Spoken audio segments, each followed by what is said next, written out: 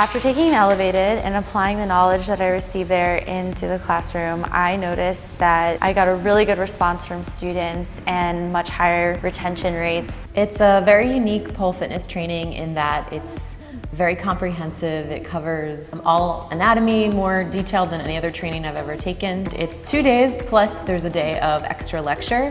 Very in-depth in how the human body works and also in how you communicate with your students. Before the elevatED training, I have always been a good describer of things, but a lot of times my descriptions would be very lengthy. After elevatED, I was able to condense my descriptions down so that I can just give maybe 1 or 2 cues as opposed to like 8 or 10 cues.